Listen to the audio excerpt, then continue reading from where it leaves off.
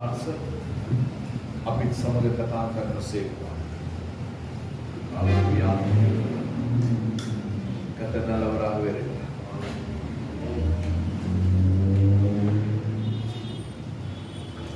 உங்களுடைய வாழ்க்கையில கர்த்தருக்கு ஒரு திட்டம் இருக்கிறது தெரியுமா? ජීවිතයේදී දෙවියන් වහන්සේගේ සැලැස්මක් තියෙනවා දන්නවද? தெரியுமா? දන්නවද? தெரியுமா தெரியாதா? දන්නවද නැද්ද? அந்த திட்டத்தை ඒ සැලැස්ම கர்த்தர் மாற்றுவாரா மாற்ற மாட்டாரா? දෙවියන් වහන්සේ වෙනස් කරනවද නැද්ද? மாற்றுவார் என்று சொல்லுகிறவங்க වෙනස් කරයි කියන කට්ටිය கையை மேல வா. மாற்ற மாட்டார். වෙනස් කරන්නේ නැහැ. மாற்ற மாட்டார்னு சொல்றோம். වෙනස් ரெண்டுமே කරන්නේ கையை வைத்தாத நீங்க எந்த ஜாதி? එකට මාත් ඉස්සු වෙ නැත්නම් ඔයගොල්ලෝ කවුද? என்னுடைய வாழ்க்கையிலே தேவ திட்டத்தை கர்த்தர் மாற்றுவார். මගේ ජීවිතයේදී උන්වහන්සේගේ සැලැස්ම දෙවියන් වහන්සේ වෙනස් எத்தனை කරනවා. பேர் சொல்றீங்க? කී දෙනෙක් කියනවද?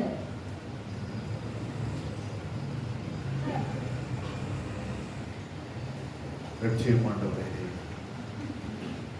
என்னுடைய வாழ்க்கையிலே தேவ திட்டத்தை கர்த்தர் மாற்ற மாட்டார். මගේ ජීවිතයේදී උන්වහන්සේගේ සැලැස්ම දෙවියන් වහන්සේ වෙනස් කරන්නේ නැහැ. அவர் மாத்தினாயன்னா மாத்தாட்டியன்னா උන්වහන්සේ වෙනස් කරත් මොකද වෙනස් කරේ නැත්තම් මොකක්ද? என் வாழ்க்கையை நான் வாழ்ந்து முடிச்சிடுறேன். මගේ ජීවිතේ මම ඇවිල්ලා அப்படி சொல்றவங்க එහෙම කියන කට්ටිය ரெண்டு கையும் தூக்கி காட்டு. අත් දෙක මුස්සන්න. நான் எதுல சேர்க்கறதுனே தெரிய மாட்டேங்கிறேன். ඔයගොල්ලෝ කොයි පැත්තට දාන්නද කියලා දන්නේ නැහැ. ஆட்டு கூட்டத்துல சேர்க்கறதா செம்மறி ஆட்டு கூட்டத்துல சேர்க்கறதா? බැටළුවන්ගේ පැත්තේද නැත්තම් ஓ இப்பதான் உங்களுக்கு தெரியும். பாத்துவா වෙනස් කරයි. அது எப்படின்னு சொல்லி நான் இந்த நாளிலே கர்த்தர் நம்மோடு கூட பேசுறேன். අද ඒ කොහොමද කියලා දෙවියන් இரண்டு பேரை වහන්සේ குறித்து நான் உங்களோடு கூட பேசி மற்ற காரியத்தை நான் உங்களுக்கு விளங்கப்படுத்துகிறேன். දෙන්නෙක් ගැන කතා කරලා අනිත් කාර්ය ඔයගොල්ලන්ට මම පැහැදිලි කරන්නම්. எத்தனை பேருக்கு சவுலை குறித்து நீங்கள் வேதத்திலே வாசித்திருக்கிறீர்கள்? කී දෙනෙකුටද සවුල්ව දන්නේ? எத்தனை? කී දෙනෙකුටද? இதனால தான் சொல்றது பைபிள் ஸ்டடிக்கு வரணும். ඒන් තමයි කියන්නේ බයිබල් ස්ටඩි එකට එන්නේ කියලා. பைபிள் ஸ்டடிக்கு தொடர்ந்து வந்தீங்கன்னா சர்டிபிகேட்டோட கூட ஒரு நல்ல ஒரு பெருமதியான ஒரு பரிசு உண்டு. සර්ටිෆිකේට් එකක් තව ටැග්කුත් ஒரு තියෙනවා. கிளாஸ் மிஸ் பண்ணாம வரணும். ක්ලාස් එකක්වත් මිස් කරන්නේ மிஸ் නැතුව பண்ணீங்கன்னா உங்களுக்கு வாய்ப்பு கிடையாது. මිස් කරොත් ඒක ඔයගොල්ලන්ට මොකුත් නැහැ. சவுல் என்று சொன்னால் සවුල් කිව්වොත් கேட்கப்பட்டவர் அல்லது விரும்பப்பட்டவர் என்று பொருள். கேட்கப்பட்டவர் ආනේ කියනවා அல்லது விரும்பப்பட்டவர் என்று சொல்லி அந்த பெயருக்கு அர்த்தம். නැත්නම් ආශා කරන එක්කෙනා කියන ඒ නමට அப்ப இந்த சவுலிடத்திலே இருந்ததான பண்புகள் நல்ல பண்புகள் என்னவென்று சொன்னால் සවුල් ළඟ තිබුණා වූ මේ දේවල් කුමක්ද දන්නවනම් தந்தைக்கு கீழ்ப்படிந்து காணாமல் போன கழுதைகளை அவர் தேடிச் சென்றார். පියාට ඇවිල්ලා ඔව් කීකරු වෙලා ඇවිල්ලා මේ ගොඩලුවා පිටිපස්සේ ගියා. இதெல்லாம் நீ வேதத்துல இருக்கு வாசிச்சு பாரு. මේ බයිබලේ තියෙනවා කියවලා බලන්න. சரியா? இதெல்லாம் நான் உங்களுக்கு ஒவ்வொன்றா சொல்லிட்டு இருந்தேன். இன்னைக்கு 2 நாள் இதை பேசணும். මේ ඔක්කොම මට කියන්න බෑ. அரசனாவதற்கு முன்பதாகவே தீர்க்கதரிசிக்கு கீழ்ப்படிந்தவர். රජෙක් වෙන්නට කලින් ඒ අනාගත වත්කරුට කීකරු වුණ එක්කෙනෙක්. வேலைக்காரனுடைய ஆலோசனையை கேட்கும் அந்த மனப்பாங்கு ஒரு இடத்துல இருக்கு. වැඩකාරයාගේ ඒ කියන ඒ දේවල් ආනේ ගතිය ඔහු තුල තිබුණා. அதை மாத்திரம் உங்களுக்கு குறிச்சா விளங்கப்படுத்தும். ඒ කාර්ය පමණක් ඔයගොල්ලන්ට පැහැදිලි அவனுடைய කරනවා. கழுதை காணாமல் தகப்பனுடைய கழுதைகள் காணாமல் போய்விட்டது. ගොටුළුව ඇවිල්ලා පියාගේ ගොටුළුව නැති වුණා. அந்த காணாமல் போன பொழுது ඔව් නැති වුණායින් පස්සේ வேலைக்காரனோடு கூட கழுதையை தேடிக் கொண்டு போகிறார். ඒ වැඩකාරයා සමග ඒක ඔයන පිණිස ගියා. அப்ப அப்படி தேடிட்டு போகும் பொழுது එහෙම යද්දී அங்க தேடுறாங்க இங்க தேடுறாங்க ஊரூரா தேடுறாங்க பட்டணமாய் தேடுகிறார்கள் கழுதை கிடைக்கவில்லை. ඒ සොයනවා මේ සොයනවා හැම තැනම සොයනවා ඒ බවුන හම්බ වුණේ නැහැ. அந்த நேரத்தில் ஒரு வேலைக்காரன் சொல்லுகிறார் ඒ වේලාවේදී සේවකයා කියනවා இந்த பட்டணத்திலே ஒரு தீர்க்கதரிசி உண்டு. මේ ස්ථානයේදී අනාගත වත්රු කෙනෙක් ඉන්නවා. அவரிடத்திலே நாங்கள் போனால் එයා ළඟට අපි இந்த ගියොත් கழுதைக்கு என்ன சம்பவித்தது என்பதை அவர் சொல்லுவார். ඒ ගොටළුවාට මොනවද උනේ කියලා එයා කියයි. அவன் சொன்னதை கேட்க தக்கதான அந்த மனப்பக்குவம் அவனிடத்தில் இருந்தது. ඔව් කිව්වා ඔය දේ ඇවිල්ලා තමා අහන ඒ යුතුයකම උන්ට තිබුණා. தேவனுடைய ஊழியக்காரருக்கு மரியாதை செலுத்தவும் දෙවියන් වහන්සේට ඒ සේවකයාට ගෞරව කරන පිණිස ஊழியர்களுக்கு காணிக்கை செலுத்தவும் அவன் அறிந்திருந்தான். ඒ සේවකයන්ට ඇවිල්ලා පඳුරු දෙන්නත් ඔහු ඇවිල්ලා දැන සිටියා. அப்ப அந்த வேலைக்காரன் சொன்னா, ஐயோ ஊழியக்காரன் பார்க்க போனா அவருக்கு ஏதாவது காணிக்க கொடுக்கணுமே, ඔව් කිව්වා මේ වගේ ගියොත් පඳුරු දෙන්න ඕනේ කියලා. எங்களுக்கு ஒண்ணுமே இல்லையே. මා සමග මුකුත් නැහැ කියලා. வேலைக்காரன் சொல்லுகிறான், என்னிடத்துல கொஞ்சம் இருக்கு. ඒ සේවකයා කියන මා සතු මේ වගේ දෙයක් තියෙනවා. அப்ப அதை வாங்கி ஊழிய தீர்க்கதரிசிக்கு கொடுத்து அவனை கனப்படுத்துகிறான். ඒක අරන් දීලා ඔව ඇවිල්ලා ගෞරවයට පත් කරනවා. இதெல்லாம் அவனிடத்துல இருந்து நான் நல்ல பண்புகள். ඒ ඔක්කොම ඔහු තුල තිබුණා වූ දේවල්.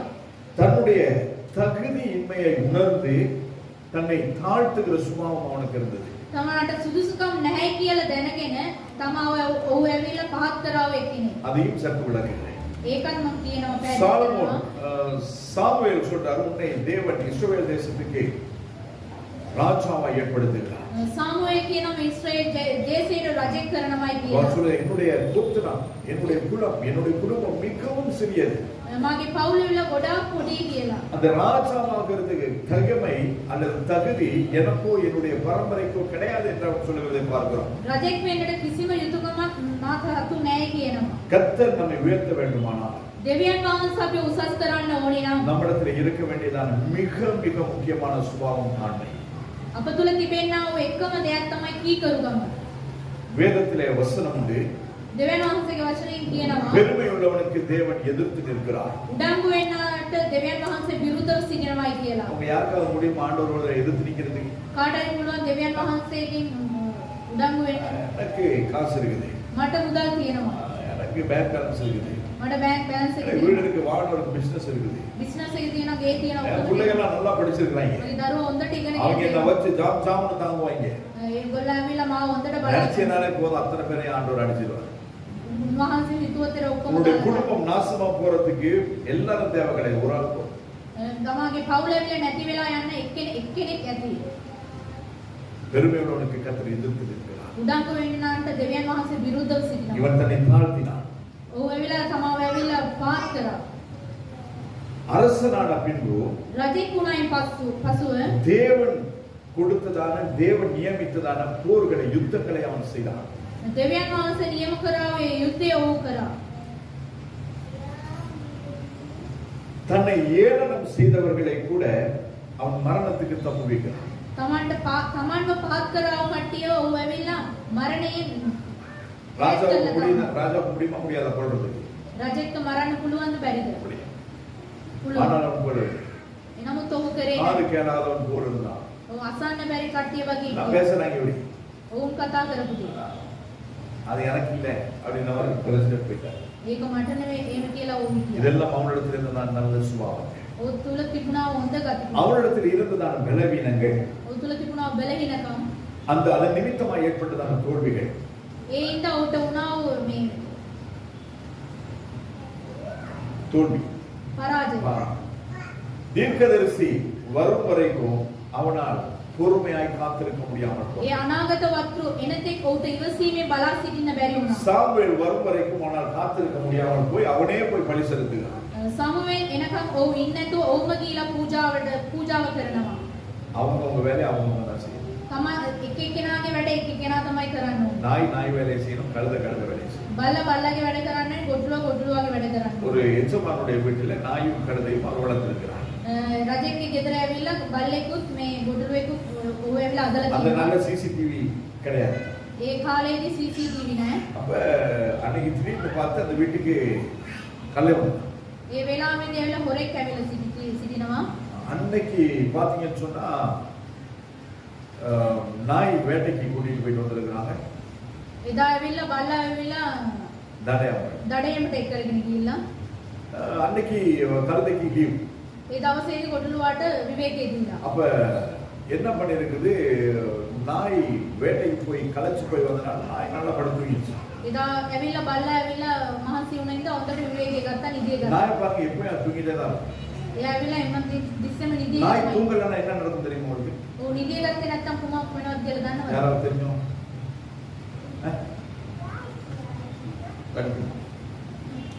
நாய் தூங்கலன்னா என்ன நடக்கும்?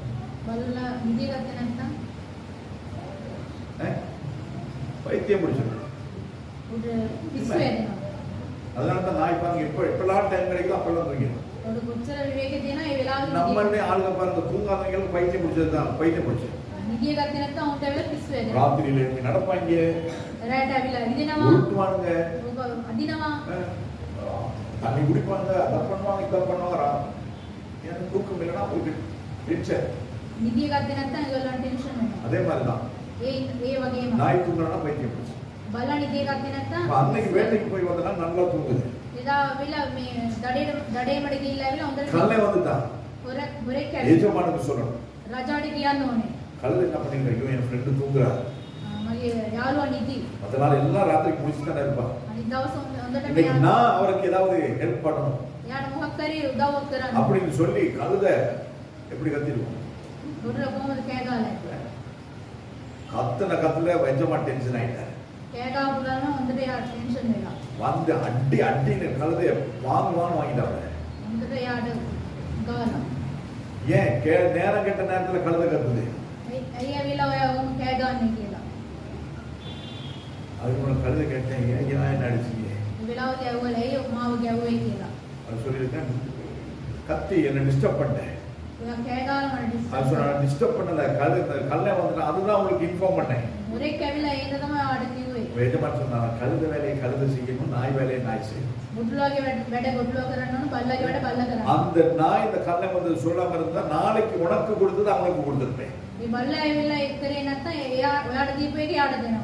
சில நேரம் நாமளும் அப்படிதான் අපිත් ඒ වගේමයි. செய்ய வேண்டிய வேலையை விட்டுட்டு செய்ய வேண்டாத வேலையை விட்டு நம்ம எங்கேயாவது தலையை விட மாட்டேங்குது. කරපු නැති දේවල් මොකක් හරි කරලා செய்தது நல்லதுதான், කරපු එක හරි තමයි. கர்த்தருக்கு பலி செலுத்தினான். දෙවියන් වහන්සේට පූජා ஆனால் කරා. பலி செலுத்த வேண்டியது யாரு? පූජා කරන්න ඕනේ කවුද? ஊழியக்காரன் செலுத்தணும். ඒ සේවකයා කරන්න ඕනේ. இவர் வந்து செலுத்த முடியாது. මෙයා කරන්න බෑ. அதுவும் அவன் ராஜ்யம் வீழ்கிறதுக்கு ஒரு காரணமாய் அமைந்தது. ඒකත් තමගේ රාජ්‍ය වැටෙන්නට ඒක කාරණා. முற்றிலும் கீழ்ப்படியாமல் ஒரு பகுதிக்கு மட்டும் கீழ்ப்படிகிறது. හැම දෙයක්ම කීකරු වෙන්නේ නැතුව කොටසකට විතරයි கீழ்ப்படியாத எல்லாவற்றுக்கும் கீழ்ப்படியவர். කීකරුකම කියන්නේ හැම දෙයකම කීකරු වෙන්න ඕනේ. முழுமையாய் கீழ்ப்படியவில்லை. සම්පූර්ණයෙන්ම කීකරුුනේ නැහැ. தனது புகழுக்கென்று அவன் வெற்றி கொடி நாட்டுகிறான். තමාගේ දේවල්ට විතරයි ඕව ඇවිල්ලා ජයග්‍රහණ කොඩිය රඳවන්නේ. அப்ப நமக்கு வெற்றி கொடுக்கிறது யாரு? ජය දෙන්නේ කවුද? நமக்கு ஜெயம் கொடுக்கிறது யாரு? අපිට ජය දෙන්නේ කවුද? ஜெயம் கொடுக்கும் தேவனுக்கு கோடி கோடி ஸ்தோத்திரம். வாழ்வளிக்கும் இயேசு ராஜாவுக்கு வாழ்நாளெல்லாம் ஸ்தோத்திரம். அவர்கள் எல்லாம் புகழும் பேசுறாரு. සියලු දේ උන්වහන්සේට පමණමයි. நமக்கு கூட අපිට මේ நாம் செய்கிற ஒவ்வொரு ஊழியத்தின் ஆசீர்வாதமும் ஒவ்வொரு ஊழியத்தின் பிரதிபலனும் அவருக்கு பேசுறாரு. අපි කරන්නා සෑම දෙයක්ම දෙවියන් වහන්සේ நான் පමණයි செய்தேன் යන්නේ. சொல்றது உண்மை கிடையாது. මම කරේ කියලා කියන්නේ මොකුත් නැහැ. கர்த்தர் கிருபையாய் கொடுத்தார். දෙවියන් වහන්සේ කරුණාවෙන් දුන්නා. கிருபையாய் இலவசமாய் கொடுத்து கொடுத்தார். උන්වහන්සේ ඒක ඒ කරුණාව දීලා அவனுடைய வெற்றிக்கு அவன் ஜெயஸ்தம்பம் நாட்டுகிறான். තමාගේ ජයට ඇවිල්ලා තමයි වෙලා ඒ ජයග්‍රහණේ කොඩිය රඳවනවා. தேவனுக்கு பயப்படுகிறதை பார்க்கிறோம். දෙවියන් වහන්සේට කීකරු වෙන එක පමණයි. உலக கணத்தை அவன் விரும்பினான். ඒකල මේ ලෝකෙ තිබෙනා ඔය ගෞරවය බලාපොරොත්තු වෙනවා. நாங்கள் அப்படிதான். අපිත් ඒ වගේමයි. ஆண்டவருக்கு பயப்படுறது கிடையாது. දෙවියන් වහන්සේට බය වෙන්නේ. ஊர்ல உள்ள எல்லாத்துக்கும் பயப்படுறோம். මේ வட்டේ ඉන්නව සෑම දෙනාටම බය அவங்க වෙනවා. என்ன மதிக்காம போயிடுவாங்களே. එයා ඇවිල්ලා මොනවද හිතායිද? அவங்க என்ன ஏற்றுக்கொள்ளாம එයා போயிடுவாங்க. මාව පිළිගන්නේ அவங்க என்ன නැහැ. ஒதுக்கி வச்சிருவாங்களே. ඔව් ඇවිල්ලා මාව වෙනස් කරනවනේ. உன்னை ஒதுக்கி வச்ச எத்தனை வருஷம் ஒதுக்கி வைக்க முடியும்? තල්ලු කල් තිබ්බත් කොච්චර කල්ද ඕගොල්ලෝ ඇවිල්ලා நீ மறிக்கும் வரைக்கும் ஒதுக்கி வைக்க முடியும். මැරෙන්නත් එක්ක ඕගොල්ලෝ එහෙම කරයි. ஆனால் மறித்த பிறகு நித்தியம் என்று ஒன்று உண்டு. මැරුණයින් පස්සේ සදාකාල அந்த ජීවනයේ තියෙනවා. நித்தியத்திலே தேவன் என்னை ஏற்றுக்கொள்ளுவார். ඒ ජීවනයේදී උන්වහන්සේ මාව පිළිගන්න ඕනේ. ஹalleluya. හalleluya. அவன் தன்னுடைய உலகத்திலே கிடைக்கிறதான அந்த பெருமையை, உலகத்தினால் வருகிறதான கனத்தை அவன் மேன்மையாய் எண்ணினான். මේ ලෝකේ ඉඳලා එන්නා ඔය ගෞරවයේ ඒ පිළිගැනීම ඇවිල්ලා ඕව ඇවිල්ලා උසස් විදියට සැලකුවා. பொறாமையின் நிமித்தமாய் கொலை செய்யும் அளவுக்கு அவன் தூண்டப்படுகிறான். ඊර්ෂ්‍යාව වෙනුවේ ඕව ඇවිල්ලා එක එක මරන්නත් ඕ ගියා. சவுல் கொண்டது 1000, தாவீது கொண்டது 16000 என்று சொல்லி பாடின பொழுது සවුල් මැරුවේ 10,000 ගාණක්, දාවිත් මැරුවේ 14,000 ගාණක්. அவனுக்கு ஒரு பொறாமை வந்தது. ඒ ඊර්ෂ්‍යාවක් அந்த ආවා. பொடிப்பை මේ පොඩි එක්කෙනා இவன் கொண்டது 14000, මෙයා මැරුවේ මෙච්චරක්ද? நான் கொண்டது 1000. මං මැරුවේ 1000 දෙකක්. அவன் கொண்டது ஒரே ஒரு ஆள் தான். එයා මැරුවේ එක්කෙනෙක් තමයි. யாரு? කවද? யாரு? இதுதான் சார் அந்த பைபிள் ஸ்டடிக்கு வரணும். ඒ හින්දා තමයි එන්න ඕනේ බයිබල් ස්ටඩි එකට. கோலியா. ගෝලියා. அவனை மட்டும் தான் යාව විතරයි මැරුවේ. கொண்டுட்டு வரும்பொழுதே இங்க பாட ஆரம்பிச்சுட்டாங்க. යාව මරලා එනකොටම சவுல் ගායනා கொண்டது කරනවා. 1000, தாவீது கொண்டது 16,000. සවුල් මැරුවේ මෙච්චරයි දාවිද් මැරුවේ මෙච්චරයි කියනවා. ஏன் சொன்ன படை தலைவனே அவன் சாய்த்து விட்டான். ඒ සේනාවේ ලොකු அந்த එක්කෙනා මරලා வார்த்தை அவனுக்கு பொறாமையாய் மாறி அந்த பொறாமை கொலை செய்யும் அளவுக்கு அவனை தூண்டினது. ඒ වචනේ ඇවිල්ලා ඉරිසියාවක් වගේ වෙනස් වෙලා එක්කෙනෙක්ව நம்ம මරන්න வாழ்க்கையில දෙක அப்படிதான். ජීවිතේ වෙනස් சின்ன වුණා. ஒரு பொறாமை நம்மை பாவத்தின் உச்சத்திற்கு கொண்டு போய்விடும். එක ඉරිසියාවක් තමාගේ පාපයේ මේ උස ස්ථානයටම ගෙනියනවා. தன்னை ராஜாவாய் ஏற்படுத்தின தேவன் තමාව රජෙක් මෙන් උසස් කරව දෙවියන් වහන්සේ தனக்கு பின் தாவீதை ராஜாவாய் ஏற்படுத்தினார் என்று சொல்லி அவன் கேள்விப்பட்ட பொழுது තමාට පස්සේ ඇවිල්ලා දාවිත්ව රජෙක් කරයි කියලා ඒක அதை ඇතුළේ அவனால் පස්සේ ஏற்றுக்கொள்ள முடிகிறது. ඒක උන්ට පිළිගන්න බැරි වුණා. அதனால என்ன செய்கிறான்? அவனை கொலை செய்ய வகை தேடுகிறான். ඒ ඉඳ ඔව්ව මරන්න ඔව් ඇවිල්ලා සොයනවා. இது கர்த்தருடைய ஊழியம். මේක දෙවියන් වහන්සේගේ இந்த සේවය. ஊழியத்துக்கு கர்த்தர் என்னை இதுவரையும் வைத்திருக்கிறார். අද දවස් වෙනකම් උන්වහන්සේගේ எனக்கு සේවය பிறகு ගතවත් ஒருத்தரை වෙනවා. கர்த்தர் ஏற்படுத்த நியமித்து விட்டால் நான் அதற்காய் பொறாமைப்பட வேண்டிய, கோபப்பட வேண்டிய, அவரை அந்த சபையில இருந்து அனுப்ப வேண்டிய அவசியம் எனக்கு கிடையாது. මගේ පිටිපස්සේ තව එක්කෙනෙක් එනවා නේ ඒකට ඉරිසියා වෙලා ඒකට කේන්ති ගන්න එක හොඳ කමක් ஏன்னா නෙවෙයි. ஆண்டவர் இந்த இடத்துல இருந்து என்னை எடுக்கிறார் என்று சொன்னால் මේ ස්ථානයේ ඉඳලා දෙවියන් වහන්සේ කෙනෙක් ගන්නවා. ஆண்டவர் நம்மை டீக்ரேட் பண்றது கிடையாது. දෙවියන් වහන්සේ ඇවිල්ලා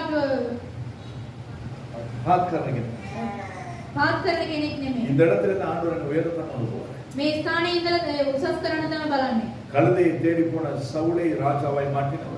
ගොඩලුව සොයාගෙන ගියාව එක්කෙනාව රජෙක් කළා දෙවියන් වහන්සේ. ஆட்டுக்கு பின்பதாய் போன தாவீதை ராஜாவாய் மாற்றினவர். බැටළුව පිටිපස්සේ ගියාව දාවිත්ව රජෙක් කළා දෙවියන් நாசமா වහන්සේ. போயிருந்த நோயலை ஊழியக்காரனாய் மாற்றினவர். විනාශ වෙලා හිටියාව එක්කෙනාව දෙවියන් වහන්සේ සේවයක් කරාව දෙවියන් වහන්සේ.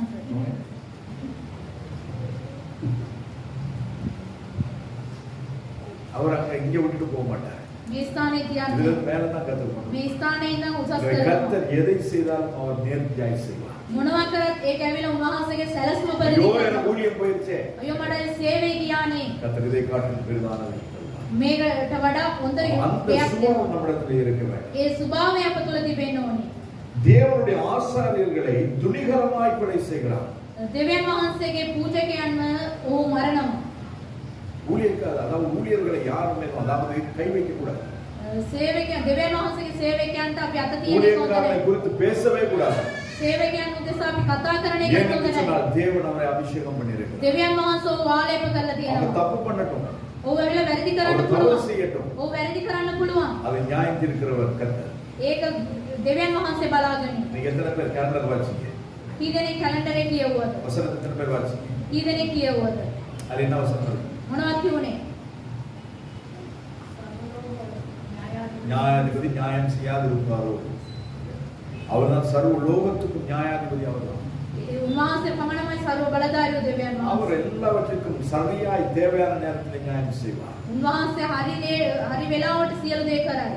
பாருங்க, தன்னை 2 முறை தன்னுடைய கரத்திலே ஒப்பு கொடுத்த பொழுதிலும் தாவீது அவன் மீது கை போடவில்லை. තමාව දෙසරයක්ම දාවීද්ගේ දැහැතට දුන්නත් දාවීද් ඇවිල්ලා සමුවෙල් සවුල්ට. ஆனாலும் தாவீதை கொலை செய்ய தேவையில்லை. දාවීද් මරන්න ඕ වෙනවා. அவன் பாட்டு பாடும் பொழுது அவன் மேல இருக்க அசுத்தாவியே ஓடுது. ඔහු ඇවිල්ලා ගීතිකා ගායනා කරන විටදී ඔහුගේ අසුද්ධාත්මය දුවනවා. அப்ப கூட என்ன பண்றாப்ல, ஈட்டி எடுத்து பார்த்துட்டு இருக்கான். அந்த இல்ல அப்படின்னு. ඒ වෙලාවෙත් ඔයා ඔහුව මරන්න හොයනවා. இவன் பாடுனதான் பேய போகுது. ඔහු ගායනා කරනකොට තමයි යක්ෂාත්මය அவனையே குத்துறது பார்த்துட்டு இருக்கான். ඔහුව මරන්නත් බලාගෙන ඉන්නවා. கடைசியில் ஆண்டவர் அவனை விட்டு போய்விட்டார். ඊට පස්සේ දෙවියන් වහන්සේ ඔහුගෙන් ඈත් වෙලා යනවා. அதற்கு பின்புதான் ඊට පස්සේ அவன் அஞ்சனம் பார்க்கிறவர்களை தேடி வருகிறான். சாத்தன் ශාස්ත්‍ර බලන කට්ටිය හොයනවා. குறி சொல்லுகிறவர்களை தேடி வருகிறான். ශාස්ත්‍ර බලන කට්ටිය හොයනවා. இதுதான் ඒක තමයි சவுலுடைய வாழ்க்கையில நடந்ததான தீமையான காரியங்கள். සවුල්ගේ ජීවිතේ වුණා ওই නරක දේවල්. பதவி அதிகாரம் கிடைத்ததும் சில மனிதர்களுடைய படிப்படியாக தங்களை மாற்றிக் கொள்வதை நாங்கள் பார்க்கிறோம். තමගේ ජීවිතේ හොඳ දේවල් ආවයින් පස්සේ කොටසින් කොටස ඇවිල්ලා තමන්ව වෙනස් කරන ජීවිතේ. முன்ன வீட்டுல ஃபேன் கூட இருக்காது. ඉස්සරilla ෆෑන් එකක්වත් තියුන්නේ නැහැ. அதுலயும் போத்திட்டு தான் தூங்குவாங்க. ඒ වෙලාවෙත් හොඳට පොරවගෙන ஆனால் ඉඳලා கர்த்தர் கிருபையாய் அவர்களை ரட்சித்து உயர்த்துகிறார். ඊට පස්සේ දෙවියන් වහන්සේ ගලවලා දෙවියන් වහන්සේ උසස් කරලා තියෙනවා. அது உயர்த்தி கொஞ்ச நாள்ல வந்து காத்தடிச்சு உட்காந்துருப்பாங்க. දෙවියන් වහන්සේ ඉස්ලෝයන් පස්සේ හොඳට වරන් ගගා ඉන්නවා. இன்னும் கொஞ்ச நாள் வந்து பார்த்தா ஃபேன் எங்க இருக்குன்னு தேடி ஃபேன் கீழே வந்து உட்காருவாங்க. ඊට පස්සේ ෆෑන් එක හොයා ඒ පල්ලෙන් වාඩි වෙනවා. இன்னும் கொஞ்ச நாள் போன பிறகு இந்த ஃபேன் இருக்க சர்ச் நமக்கு சரி வராது, ஏசி போட்ட சர்ச்சுக்கு போயிடுவோம் அப்படின்னு எங்க வருது. මේ ෆෑන් එක හරියට සර්ච් එක නම් හරිය නෑ. ඒස් කියන සභාවකට යමු. போயிடுது. යමු. தப்பு கிடையாது. ඒක වැරද්දක් නෙමෙයි. இங்க ஏசி போட்ட இடத்துக்கு போங்க, ஏசி போடாத இடத்துக்கு போங்க.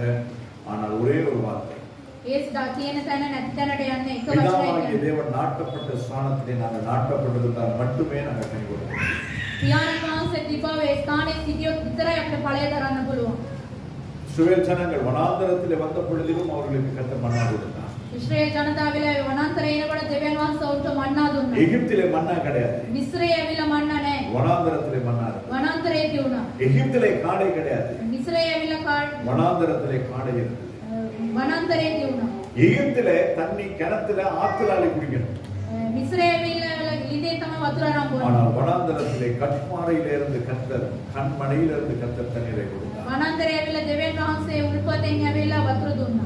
எகிப்திலே நம்ம லைட் போட்டுக்கிட்டு இருக்கணும், මිස්රේ ඇවිල්ලා ලයිට් දාගෙන ඉන්නවා. வனாந்தரத்திலே கர்த்தரே அவர்களுக்கு மேகஸ்தம்பமாய் அக்கினி ஸ்தம்பமாய் இருந்தார். ඒ වනාන්තරේ ඇවිල්ලා මේ බලාටමක් මෙන්ද ගිනිදමක් நாம මෙන්ද எங்க இருக்கிறோம் எப்படி இருக்கிறோம்ன்றது பிரச்சனை கிடையாது. අපි කොයි ස්ථානයේ කොහොම සිටින එක ප්‍රශ්නයක් නෙමෙයි. கர்த்தர் நம்மோடு கூட இருக்கிறார் என்பதுதான் கேள்வி. දෙවියන් වහන්සේ අප සමග සිටිනවායි කියන එක තමයි ප්‍රශ්නේ. ஆணவம், අපේ උඩඟුකම, பெருமை, අපේ උඩඟුකම, துணிச்சல், ධෛර්යය, வரம்பு மீறி செயல்படுதல், ඕනාවට වඩා ඇවිල්ලා දේවල්, ஏமாற்றும் தன்மைகள், රවට්ටන දේවල් இதெல்லாம் வந்து கொஞ்சம் வாழ்க்கையில ஒரு மேன்மைக்கு போனோம்னா வந்துடும். මේ එක ස්ථානයකට අපි ගියන් පස්සේ මේවැනි දේවල් අප තුළට එනවා. இப்பேற்பட்டதான காரியங்களை கர்த்தர் அனுபவிக்கிறார். මෙවැනි දේවල් දෙවියන් වහන්සේ ඇවිල්ලා ද්වේෂ කරනවා. சவுலுடைய தொடக்கம் நல்லா இருந்தது, සවුල්ගේ පටන් ගැනීම හොඳට තියුණා. ஆனால் அவருடைய முடிவு அது மோசமா இருந்தது. ඔහුගේ ඇවිල්ලා ඉවර වීම ඇවිල්ලා විනාශයේදී. எனவே சவுலை நாம் நம்முடைய வாழ்க்கையில் நாம் உதாரணமாய் கொள்ள வேண்டும். සවුල්ව අපේ ජීවිතයේදී උදාහරණයට ගන්න පුළුවන්. அவனுடைய தகப்பனுடைய பெயர் கீஸ். පියාගේ නම ඇවිල්ලා கீஸ். කීස්. அவனுடைய மனைவியினுடைய பெயர் என்னது භාර්යාවගේ නම தெரியுமா? இதுதான் பைபிள் ஸ்டடிக்கு வந்தாங்க. ඒක තමයි බයිබල් ස්ටඩි එකේ. அகினோவா என்கிறது அவனுடைய மனைவியின் பெயர். භාර්යාවගේ නම අගිනෝවා. அவனுடைய மகன்கள் තමාගේ ඔහුගේ පුත්‍රයන් யோனத்தான், යොනතාන්, அபினாதாப், අබිනාදාබ්, மல்கிசூகா, මල්කිසූගා, இஸ்போசேத். ඉස්පෝසෙත්, அவருடைய மகள்கள் දුරා, மேரா, මේරා, மீகால். මීකාල්. இவர்கள் தான் அவரை குறித்துதான ஒரு சுருக்கமான விளக்கம். ඔහු ගැන සුබාරම. எல்லாரும் இங்கிலீஷ் தெரியும்? හැමෝටම ඉංග්‍රීසි දන්නවද? தெரியுமா தெரியாது? தெரிஞ்சவங்க தெரியும் சொல்லுங்க, தெரியாதவங்க தெரியாது சொல்லுங்க. கேட்டோம்னா பதில் சொல்லணும். சரி. எல்லாரும் ஏபிசிடி சொல்லுங்க. ABCD சொல்லுங்க. ஏபிசிடி உங்க பார்த்தாடி சொன்னீங்களா? வழியை பார்க்கலும் கீழ்ப்படிதலே உத்தமம். පූජාවට වඩා කීකරුකම තමයි උත්තම. செய்யணும். කිව්වොත් ஏபிசிடி அப்படியே சொன்னதை ரிவர்ஸ்ல உங்களுக்கு சொல்ல முடியுமா? ඒක රිවර්ස් එකේ කියන්න එතන පුළුවන්. වෙනස් කරනවා. කී දෙනෙක්ට කියන්න පුළුවන්? அப்ப எல்லாம் சொன்னீங்க படிச்சிருக்கேன். ඔක්කොම කිව්වා ඉගෙන ගත්තා நான் කියලා. இங்கிலீஷ் படிச்சிருக்கேன்னு சொல்லல, நான் தமிழ் தான் படிச்சிருக்கோம். தமிழ் எத்தனை எழுத்து? தமிழ் எத்தனை எழுத்து? කීයක්ද? தமிழ் எத்தனை எழுத்து? 140 247. 247. அடேங்க அப்பா. எப்படி? 247 அவளையும் சொல்ல முடியுமா? ඔක්කොම කියන්න පුළුවන්ද? முடியாது. බෑ. இதான் நம்முடைய நிலைமை. මේක තමයි අපේ தত্ত্বය. ABCD ABCD நமக்கு எல்லாருக்கும் தெரியும். හැමෝටම දන්නවා. தெரியும் தானே? දන්නවනේ. தெரியும். அந்த ஆல்பபெட்ல ඒ ඇල්ෆබෙට් එකේ முதலாவது எழுத்து என்னது? පළවෙනි A. ஆறாவது හයවෙනි එක ABCD எல்லாம் சொல்லி சொல்லக்கூடாது. கேட்டோன்னு சொல்லணும். ஆறாவது எழுத்து என்னது? ஜி. உனக்கு பத்தாவது சொல்லுங்க. சிரிக்கிறீங்க. ஜே. பத்தாவது. Very good. 16வது ஆரம்பத்துக்கு வரணும். என்னது? 16வது. அப்ப 22வது நீங்க ஒழுங்கா படிச்சில்ல. அதான் உண்மை. இதான் உண்மை. O level முடிச்ச எவ்வளவு நாள், A level முடிச்ச எவ்வளவு நாள், சிலர் கேம்பஸுக்கு போயிட்டு வந்துட்டாங்க, சிலர் தொழிலுக்கும் போறாங்க. ஆனா ஏபிசிடி ஒழுங்கா தெரிய மாட்டேங்க. ஏபிசிடி தாம தானே நே. ஆமா இல்லையா? 24வது எழுத்து என்ன ஏபிசிடி? 24 වෙන අකුර. F ஆ? M ஆ? W ஆ? அடி. 24வது எழுத்து என்னது? 24 වෙන අකුර. ஒழுங்கா படிச்சது எந்த ஸ்கூல்ல படிச்சீங்க? படிச்சோம். சார் டான்ஸ்ல படிச்சோம். குட் சப்போர்ட்ல படிச்சோம். நீ ஒழுங்காவே படிச்சு கொடுத்தல. இதான் நம்ம நிலைமை. இது நம்ம අපේ தත්ත්වය. நாம் எல்லாம் மேன்மை பாராட்டுகிறோம். හැමෝම ඇවිල්ලා උදම් இந்த ஆங்கிலத்தில் அரிச்சுவடியே தெரிய மாட்டேங்குது. ඉංග්‍රීසි ඇල්ෆබෙට් එකවත් දන්නේ. தமிழ் அரிச்சுவடி தெரிய மாட்டேங்குது. சிங்களத்துல ஓடியே தெரிய மாட்டேங்குது. සිංහල ඕඩියක් දන්නේ. தெரிஞ்சிருச்சுன்னா 7வது எழுத்து என்னன்னு சொல்லி கேட்டா டக்குன்னு சொல்லணும். 7 වෙනි අකුර මොකද්ද කියලා ඇහුවොත් කියන්න පුළුවන්. பைபிள்ல பேர்லாம் தெரியுமா? බයිබලේ තියෙනව නම් දන්නවද? දන්නවද? தெரியுமா தெரியாதா? இதாவது அதை சொல்லி ஏன் நாம இப்ப திரும்பி மறுபடியும் ஆரம்பத்துல இருந்து வரோம் அப்படின்னு நினைக்கிறேன். அதான் உண்மை. நாம சொல்றோம் பைபிள் எல்லாம் தெரியணும். பைபிள் நான் கரைச்சி குடிச்சிருக்கிறேன். බයිබලේ මම දිය කරලා බීලා තියෙනවා. எல்லாம் அப்படியே வசனமா வரும். වචනේ ඔක්කොම අඩ පුළුවන්. சாப்பாட்டுக்குள்ள வசனங்கள் தெரியும். කෑමට තියෙන වචනේ දන්නවා. பாவத்தை குறித்த வசனங்கள் தெரியும். පාපය ගැන වචනේ දන්නවා. ஆசீர்வாதத்தை குறித்த வசனங்கள் தெரியும். ආශිර්වාදය ගැන වචනේ நீதியை දන්නවා. குறித்த வசனங்கள் தெரியும். ධර්මිෂ්ඨ කම ගැන වචනේ දන්නවා. யோசுவா எத்தனையாவது புத்தகம்? යොසුවා කියවෙනි පොතද? எத்தனையாவது? Very good. எல்லாம் கை தட்டு.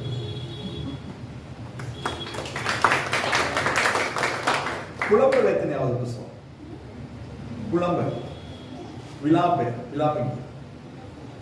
புலம்பல் எத்தனையாவது புத்தகம்? பொருட்டி பார்க்கறது இல்லை. ஆதியாகமம், யாத்ராகமம், அந்தாகமம், இந்தாகமம் கணக்கு பார்க்கப்படாது. புலம்பல் எத்தனை சொல்லி 25 டக்குன்னு சொல்லணும்.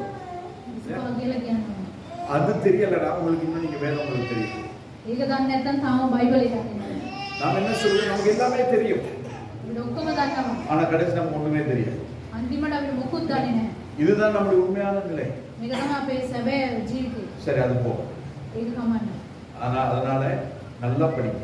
හොඳට ඉගෙන ගන්න. நாங்க எல்லாம் படிச்சோம்ன்றது முக்கியம் கிடையாது. අපි ඔක්කොම ඉගෙන ගත්තයි කියන එක නෙමෙයි. சரியாய் படித்திருக்கிறேன் என்பதுதான். අපි හරියට ඉගෙන ගත්තයි කියන එක තමයි හොඳ. இப்பொழுது சவுலை குறித்து நான் படித்தோம்.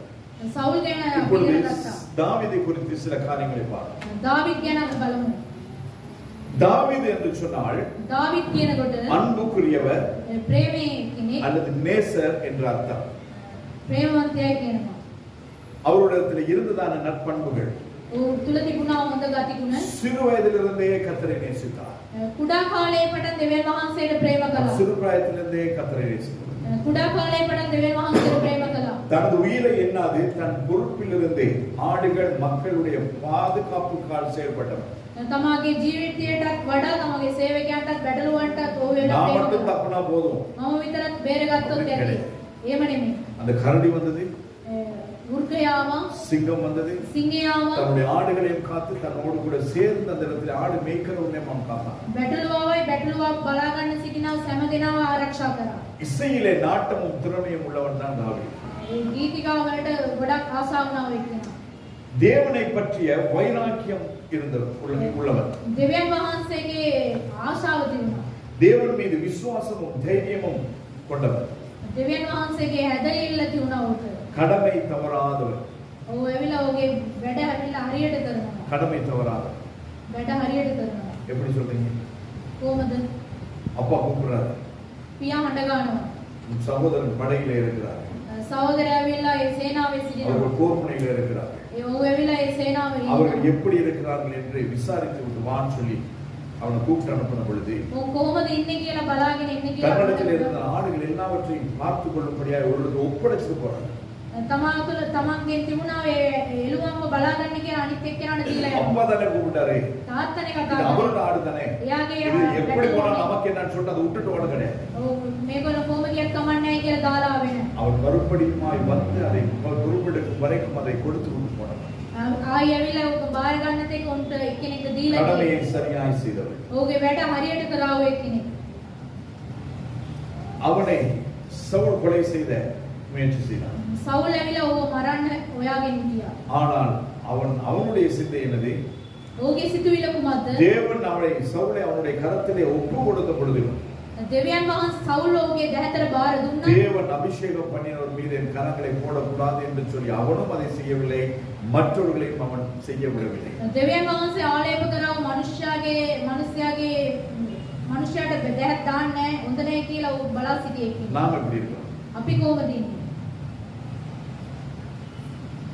ஊழியக்காரனை என்னைக்காவது கழுவி இருக்கீங்களா? கழுவுனதுன்னு சொன்னா தண்ணி ஊத்து கழுவுறது கேட்கறேன். වතුර දාලා හොදන එක නෙමෙයි. நாம கழுவோம் ஒரு கழுவு, அந்த கழுவு හොදන හොඳටම. வந்துட்ட ஓதனோனே என் முதலத்தையும் பார்க்கணும். தாளம் அப்படிங்க பேசுறதுன்னா அப்படியே அவன் செய்யறதா இப்படி කතා කරන එක මේමයි කරන එක මෙන්න. அவர் விட்டா பரிசுத்தவனே இல்லைன்ற மாதிரி பேசுவார். ஆனா தான் பண்றதெல்லாம் அயோக்கியத்தனம். කරන ඔක්කොම නපුරු දේවල්. சத்தமே இல்லாம சொல்றாங்க. කවදාරි அம்மா அவரோட செய்திலாம் சூப்பர். இந்த பேசுறது உப்பு கிடையாது, சப்பு கிடையாது. ඔව් කතා කරන එක ලුණුත් නෑ එහෙම කියනවා. எப்படி சொல்லிட்டாங்க? ஊட்டாங்க. எப்படியாவது சொல்லிருக்கணும். කවදාරි කියලා කියනවද? மாத்திரமல்ல மற்றவர்களையும் நாங்கள் விமர்சனம் செய்யக்கூடாது. කාවවත් අපි ඇවිල්ලා එහෙම කතා කරන එක හොඳ නෑ. அது யூடியூப்ல ஒருத்தர் விமர்சனம் பண்ணுவார் ஊழியக்காரன் எல்லாத்தையும். YouTube එකේ එක්කෙනෙක් ඇවිල්ලා அவர் மட்டும்தான் பரிசுத்தவான், ඌ විතරයි அவர் සුද්ධ மட்டும்தான் நீதிமான்ன்ற மாதிரி பேசுவாப்ல. ඌ විතරයි ධර්මිෂ්ඨ එක්කෙනෙක් කියලා කතා කරනවා. அன்னைக்கு ஒரு அவர் எங்கேயோ போய் டம் அடிச்சிட்டு இருக்கும்போது அதை எவ்வளவு வீடியோ பண்ணான். ඌ ඇවිල්ලා සිගරට් බොනකොට එක්කෙනෙක් වීඩියෝ இந்த කරනවා. பார் இவர் அப்படின்னு போட்டாங்க. මෙන්න මෙයා මේව කියලා. எங்க போய் கொஞ்சமா කොයි ගිහලා මොන நான் තියාගෙන இல்லைன்னு சொல்ல முடியுமா? මම ඇයි කියලා කියන්න පුළුවන්ද? அதனால யாரையுமே கல்வலனா இவனே கல்விக்க மாட்டேன். කාවත් හේතුවේ නැත්තම් ඌවත් நீ சிகரெட் குடி, சாராய குடி, என்னவாவது பண்ணி விட்டுருவான். ඌ මොනවා කරත් අපිට කමන්නේ නැහැ කියලා අතාරිනවා. இந்த சுபாவம் தாவீதினிடத்தில் இருக்கவில்லை. මේ සුභාවය ඇවිල්ලා දාවිත් තුල තිබුණේ නැහැ. எதிரியை பழிவாங்கும் எண்ணம் அவனிடத்தில் இருக்கவில்லை. විරුද්ධකාරයව පරිගන්න ඕනේ කියන ඒ ගතිගුණ ඌට තිබුණේ නැහැ. ஆனாலும் ඒ නමුත් நீதியை நிறைவேற்றுவதற்காக அவன் தண்டனைகளை கொடுத்தான். ධර්මිෂ්ඨකම හරියට කරන්න ඕනේ කියලා දඬුවම් அது දුන්නා. சாதாரண தண்டனை கிடையாது, மரண தண்டனை. නිකන් දඬුවම් නෙමෙයි මරණ நீதியை செய்கிற ஒரு மனிதன், නීතිය හරියට කරන්නව මිනිසෙක්. மற்றவரது தியாக செயலுக்கு அவன் மதிப்பு கொடுக்கிறான். අනිත් එක්කෙනාගේ ත්‍යාගයට ඇවිල්ලා ඔයලා ගෞරවය කරනවා. நட்பின் இலக்கணமாக தன் பகைவனின் குமாரனுக்கு ஒரு உயர்ந்த ஸ்தானத்தை கொடுத்தார். ඒ ප්‍රේමත් කමයට ඇවිල්ලා ඔහුගේ මේ සතුරාගේ පුතාටත් මේ ආශිර්වාදයක් දුන්නා. மேவி போசேத் என்று சொல்லப்படுகிறவன் கால் ஊனமுற்றவன். ඒ නම කිව්ව ඔයාට ඇවිල්ලා කකුල වැටුණා. அது யாருன்னு சொன்னா யோனத்தானுடைய மகனுடைய பிள்ளை. යොනතාන්ගේ පුතාගේ දරුවා. அவனுக்கும் அவன் உதவி செய்கிறான். එයාටත් ඔහු උදව් කරනවා. அவனோடு கூட மந்தியிருக்க செய்கிறான். ඔහු සමග ඇවිල්ලා කෑම කන්න அவனுக்கு ஒரு ராஜ்யத்தை கொடுக்கிறான். ඔහුට ඇවිල්ලා රාජ්‍යයක් දෙනවා. எனக்கெல்லாம் துரோகின்னு சொல்லி அவனை எதுவுமே செய்யல. මේ ඇවිල්ලා සතුරයි කියලා මුකුත් කරේ නැහැ. ஸ்நேகத்தை ஸ்நேகமாய் அவன் ஏற்றுக்கொண்டவன், மதித்தவன், கனம் செலுத்தினான். ඒ මිතුරත්කම ඇවිල්ලා හරියට කරාව එක්කෙනෙක්. இன்னைக்கு நாம எல்லாம் கூடி ஒண்ணா இருப்போம், நெகமும் சதையும் மாதிரி இருப்போம். අපි ඇවිල්ලා හොඳට ඉන්නවා ඔක්කොම එකට. ஆனா ஏதாவது ஒரு இடத்துல நம்ம கொஞ்சம் வேற ஆயிட்டோம்னா අපි වෙන්න උනොත් මොකක් හරි දේවල් තුලින් இவங்க அப்படி මෙයා මෙන්න මේම මෙයා මේම அவங்க அதை செஞ்சிருக்கிறாங்க, මෙයා මේම இவங்க කළා இதை තියෙනවා செஞ்சிருக்கிறாங்க. මේක කළා எப்ப තියෙනවා சொல்றது? කවද්ද කියන්නේ இவங்க ரெண்டு பேரும் சண்டை போட்டுக்கிற பிறகு. මේක මේ දෙන්න ඇවිල්ලා වලිය දාගත්තා உனக்கு எப்படி தெரியும்? ඔයාට කොහොමද දන්නේ அவங்க ரெண்டு பேரும் சேர்ந்து கழுவி இருக்காங்க. දෙන්නම එකට ඕදලා තියෙනවා அதனால தான் தெரியும். ඒ ඉත තමයි ඔක්කොම දන්නේ அந்த சுபாவம் சரியில்லை. ඒ ස්වභාවය ඇවිල්ලා அது මොකද விசேஷமாய் கிறிஸ்தவர்களுக்கு அது இருக்கவே கூடாது. ඒ ක්‍රිස්තියානි කට්ටිය තියෙන එක හොඳම නැහැ சரியா? தனது பாவத்தை சொன்ன பொழுது அந்த பாவத்திற்கான மனம் வருந்தி மனம் திரும்பி தன்னை தேவனோடு கூட ஒப்புரவாக்கப்பட்டவர். තමාගේ පෞකාරයේ ජීවිතයේ කිව්වයින් පස්සේ ඒක ඇවිල්ලා දෙවියන් වහන්සේ තුල අරිගස්සු ගත්තු එක්කෙනෙක්. நாத்தான் வேணும் வந்து சொல்லுகிறார், නාතන් ඇවිල්ලා කියනවා ஒரு பாவம் செய்து ඔයා පව් වැඩක් කළා තියෙනවා. அவர் சொல்ற என்னுடைய ராஜ்யத்தினால் මගේ රාජ්‍යයේ அவன் யாருன்னு சொல்லு, நான் அவனை பார்த்துக்கிறேன், එයා කවුද කියලා කියන්න அவனை මම நான் தண்டிக்கிறேன். එයාට දඬුවම් දෙනවා. சொல்றாரு, வேற யாரும் கிடையாது, நீதான். කවුරුත් නෙමෙයි ඔයා තමයි කියලා. சொன்ன மாத்திரத்திலே அவன் தேவ சமூகத்தில் போய் தேவனோடு ஒப்புரவா මේ කිව්වයින් පස්සේම ඔහු ගිහිල්ලා දෙවියන් වහන්සේ පාමුල ගිහිල්ලා ඒක අරිගස්ස ගන්නවා. தன்னுடைய ராஜாவாய் இருந்தாலும் தன்னுடைய தவறை யாராலும் சுட்டி காட்டும் பொழுது அதை ஏற்றுக்கொள்வதுதானே அந்த சுபாவம் மனப்பக்குவம் அவனிடத்தில் இருக்கு. තමන් රජෙක් වුණත් කවුරුහරි තමාගේ වැරද්ද කිව්වොත් ඒක අරිගස්ස ගන්නවා. ඔය හදවතක් උඩ දුවනවා. நாம யாராவது சொன்னா கேட்டுக்கிறோமா? කවුරුහරි කිව්වොත් අරිගස්ස ගන්නවද? அவங்க பிள்ளைங்க செய்யறாங்க, அவங்க தெரியுமில்லையோ? ඒගොල්ලන්ගේ දරුවන් කරන එක පේන්නේ නැද්ද? என் பிள்ளை செய்யறது மட்டும்தான் அவங்களுக்கு தெரியுமோ? මගේ දරුවා කරන එක විතරද පේන්නේ? அவங்க மனைவிங்க தான் அப்படி செய்யறாங்க, அது அவங்களுக்கு தெரியாதோ? මගේ භාර්යාව ඒක කරනවා ඒක දන්නේ නැහැ. நாம செய்யற மட்டும் அவருக்கு அப்படியே தெரியுது. මං කරපු කරා විතරක් ඒක හොඳටම පේනවා. நம்மளே குற்றப்படுத்துவார். මේ විතරයි ආවිමස. மத்தவங்க யார் சொல்லி? කවුරුහරි කියලා දෙනවද? இல்ல சொல்லி. නියමයි කියන්නේ. அதாவது நான் மாற எனக்கு இஷ்டமில்லை, මම වෙනස් වෙන්න මම කැමති නැහැ. என்னை திருத்திக் கொள்ள මා හරිගස්ස ගන්න என்னுடைய அதாவது என்னுடைய என்னது சொல்றது சுபாவம் எனக்கு இடம் கொடுக்கிறது இல்லை. මා තුල තිබෙනා ඔය ගති ගුණ ඒකට ඉඩ දෙන්නේ නැහැ. அவர் யார் எனக்கு சொல்ல? එයා කවුද මට நான் කියන්නේ? இஷ்டப்படி போடுறேன், මගේ அவரை வாங்கி கொடுக்குறாரு, එයා දාරන් දෙන්නේ. நான் வாங்கி கொடுக்கல. මම ආරන් දෙන්නේ. ஆனா நீ பரவ போக மாட்டேன். ඒ පත්‍යවත් යන්නේ. என்ன செய்யுது? මොනවද කරන්නේ? நான் சொல்லி கொடுத்தாதான் உனக்கு பரலோகம் போக முடியும். මං කියලා දුන්නොත් විතරයි சொல்லி ඔයාලට கொடுக்கறதை நீ கேட்டால் தான் பரலோகம் போக முடியும். ඒ කියලා දෙන එක හරියට ආගත්තොත් විතරයි அப்படி இல்லைன்னா පරලෝකයට යන්න. ஞாயிற்றுக்கிழமை தோறும் வந்து ஆராதிச்சுட்டு போயிடலாம். නැත්නම් ඉරිදා විතරක් ඇවිල්ලා යන්න පුළුවන්. ஆண்டுடைய வருகைக்கு பின்பதாகவும் ஆராதிக்கலாம். දෙවියන් වහන්සේගේ ඊමට පස්සෙනුත් නමස්කාරය ஏன் சொன்னா කරන්න. கைவிடப்பட்டு இன்னும் கன்னிகைகள் வெளியில இருப்பாங்க, சபைகள் வெளியில இருக்கும். හත්තරල සභාවෙල එළියේ තියෙනවා. ஆனால் நம்முடைய சபையை கர்த்தர் ஏற்படுத்தினதற்கு ஒரே ஒரு நோக்கம், அவருடைய வருகையில் நாம் எல்லாரும் எடுத்துக் கொள்ளப்பட வேண்டும். අපේ සභාව දෙවියන් වහන්සේ මේ කරාවේ සැලැස්ම ඇවිල්ලා උන්වහන්සේගේ ඊමේදී අපිට යන්න ඕන. நாங்க இரத்த சாட்சிகளா மறிப்போம். අපි ඇවිල්ලා ருதுர சாட்சியா கண்டிப்பா රුද්‍ර සාක්ෂියක් ඇටියට මැරෙනවා. ஆள்வழியே தாங்க முடியல, කකුල කැක්කුමවත් ඉවස ගන්න බෑ. தலைவலியே தாங்க முடியல, ඔළුව කැක්කුම දරා ගන්න බෑ. அதை வெடிக்கிற மாதிரி இருக்குது, அதனால நான் வரல. ඔළුව පැනනවා වගේ කැක්කුම ඒ ඉඳ මම ආවේ නැහැ. தலைதான் வலிக்கப்படாது, ඔළුව නම් வாய் வலி, කටරි දෙන්න ඕන. வாயை திறக்க முடியாது. කට என்னால் හැරෙන්න. சாப்பிட மட்டும்தான் சிஸ்டம் முடியுது, කන්න විතරයි என்னால பேச முடியல, කතා කරන්න பாட බෑ. முடியல. ගායනා කරන්න බෑ. கர்த்தருக்கு சோதரா දෙවියන් වහන්සේට ස්තුති වේවා. எவ்வளவு நல்லா இருக்கு. කොච්චර හොඳද? ஏன்னா வாய் தான் பெரிய எல்லாத்துக்கும் பிரச்சனை. කට තමයි හැම දෙයකම ප්‍රශ්න. அதிக வார்த்தையினாலே பாவம் இல்லாமல் போகாது. ගොඩක් වචන වලින් පාපේ නැති වෙන්නේ නැහැ. நாவும் நெருப்பு தானே.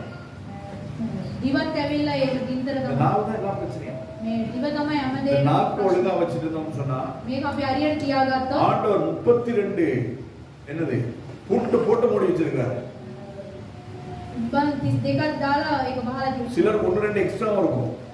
සමහරක් කට්ටියට பாத்துக்கிட்டு இங்க ஒண்ணு முளைச்சிட்டு இருக்கும் எக்ஸ்ட்ரா. அதையும் தாண்டி வெளியில வந்துருது பாருங்க. ඒකත් මේව කරගෙන එනවනේ. சரி, கவனமா இருக்க வேண்டும். අපි ඇවිල්ලා ප්‍රවේශමෙන් அவனுக்கு வந்து சொன்ன மாத்திரத்தில் அவன் தேவனோடு கூட ஒப்புரவான்.